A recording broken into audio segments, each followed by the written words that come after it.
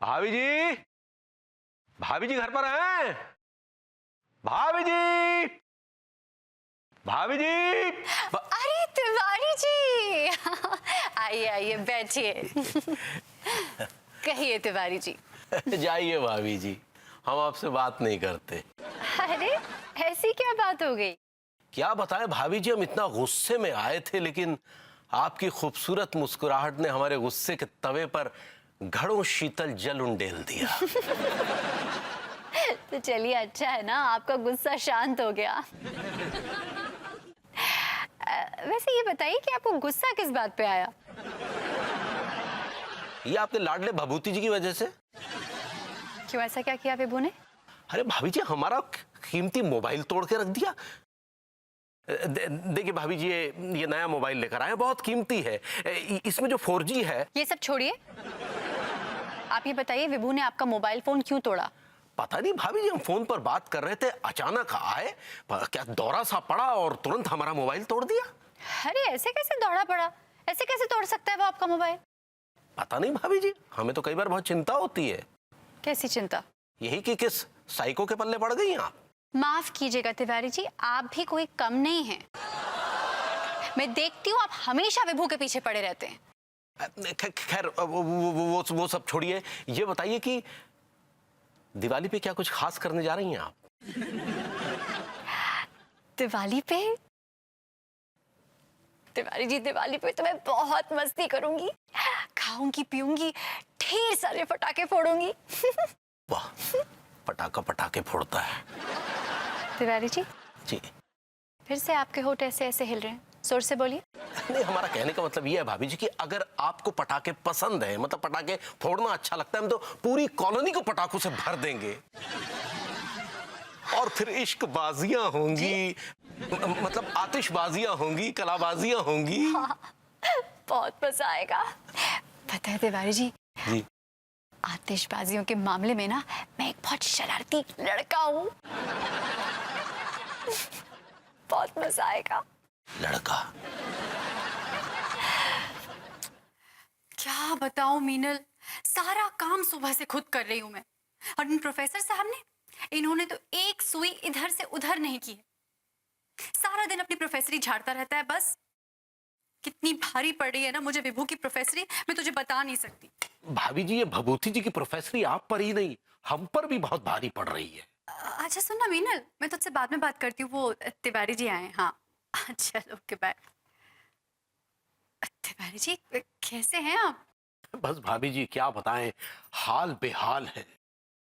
अंगूरी और भभूति जी की प्रोफेसरी ने हमारे घर की शांति की बैंड बजा रखी है। अरे क्या बात कर रहे हैं आप? बिल्कुल सही कह रहे हैं भाभी जी। अंगूरी इतनी पगलैट होकर अंग्रेजी सीख रही है कि लगता है जैसे कल ही अमेरिका शिफ्ट होने वाली है। और तिवारी जी, विभू की प्रोफेसरी देखकर तो ऐसा लग रहा है कि वो कल ऑक्सफोर्ड जाने वाला है। ऑक्सफोर्ड क्या, उन्हें तो कोई स्कूल में चपरासी तक की नौकरी ना दे।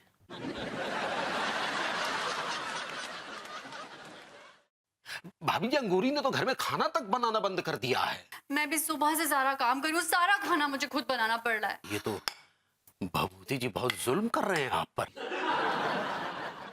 हमें आपको ऐसे काम करते देख ठीक वैसी फीलिंग हो रही है जैसे किसी रियासत की राजकुमारी किसी नल्ले के पल्ले बांध दी गई हो और वो जबरदस्ती उससे किचन में काम करवा रहा हो। तिवारी जी आप कुछ ज्यादा बोल गए। हाँ, ज्यादा बोल गए। क्या करें, भूखे हैं भाभी जी, सुबह से अन्न का एक दाना भी मुंह में नहीं गया। अरे अरे क्यों, आप किसी होटल चले जाइए, किसी ढाबे पे चले जाइए, कुछ खा लीजिए। नहीं खाएंगे तो कमजोर हो जाएंगे। अगर आपके हाथ का बना कुछ खाना नसीब हो जाता तो हमारी कमजोरी दूर हो जाती। भाभी जी क्या बनाया क्या है वैसे? अरे तिवारी जी देखिए ना, मैं सारा दिन से काम कर रही हूँ। मैंने बड़ी मुश्किल से अपने लिए एक रोटी बनाई है और ये सब्जी बनाई है। अब मैं किसी और के लिए बना नहीं सकती हूँ। देखिए मैं बहुत थक गई हूँ। I can't do it any more. हाँ तिवारी, अब ना कहीं और से खा लीजिए। I can't do it. भाभी जी कभी कभी हमें दूध में मक्खी की तरह निकाल के फेंक देती है। देखिए, हमें इतनी भूख लगी है लेकिन इन्हें हमारी कोई फिक्र ही नहीं है। तिवारी जी अब माफी मांग लीजिए ना। अंगूरी जी इतना कह रही हैं तो मान लीजिए। भाभी जी कितनी बार माफी मांग ले, जितनी बार भी माफी मांगते बुढ़ा जलील कर देता है। तो उसमें क्या है, एक बार और जलील हो जाइए। जी जी।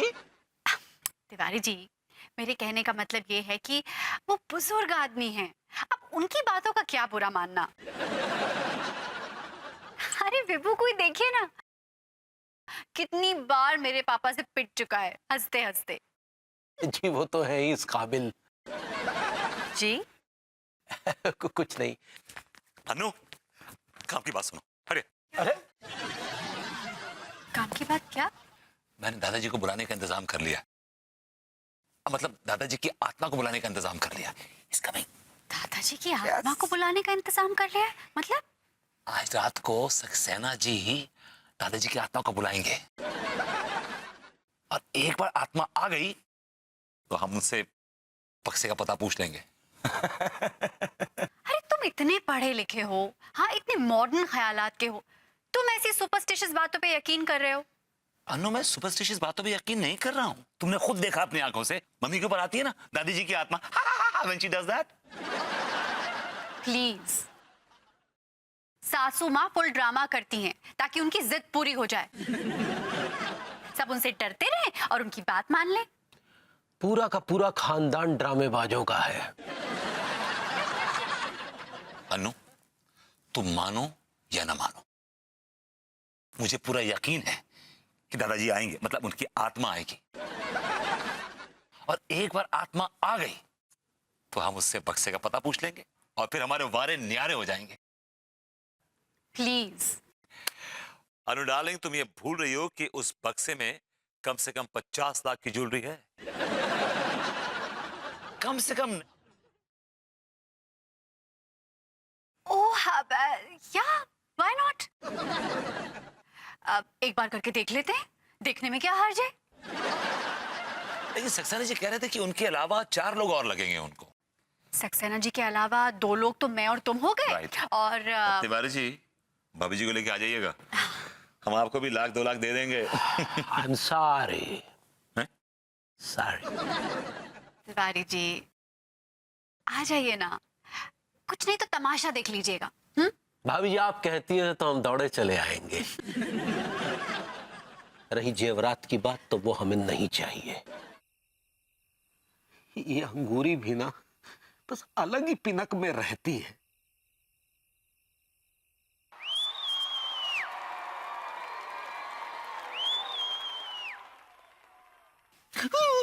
बैठे रहिए तिवारी जी, बैठे रहिए।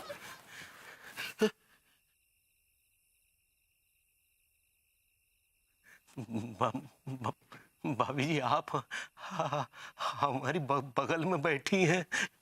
क्यों तिवारी जी, मैं आपके बगल में नहीं बैठ सकती?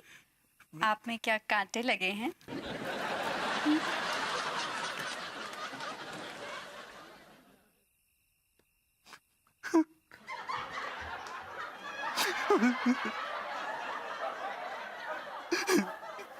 क्या हुआ तिवारी जी, आप रो क्यों रहे हैं? भाभी जी हम इसलिए रो रहे हैं क्योंकि आज हमारी बरसों की तपस्या पूरी हो गई है। आज आपने हमसे इतने प्यार से बात की कि हमारा जो भी गुबार था वो बाहर आ गया। मीनल, मैं तुझे क्या बताऊं, यहाँ पर बहुत टेंशन हो गई है। तुझे पता है यहाँ पर एक चुड़ैल आ गई है, चुड़ैल। अच्छा तिवारी जी, ये बताइए कि आप इतने परेशान क्यों हैं? अरे उस चुड़ैल ने हम सबको परेशान कर दिया है। नहीं नहीं, मैं सच बोल रही हूँ।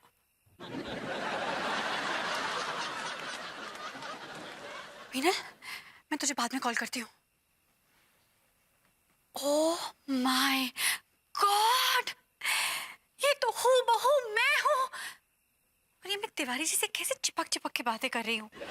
बस भाभी जी क्या बताएं, बस अंगूरी अंगूरी कभी कभी बच्ची सी बन जाती है।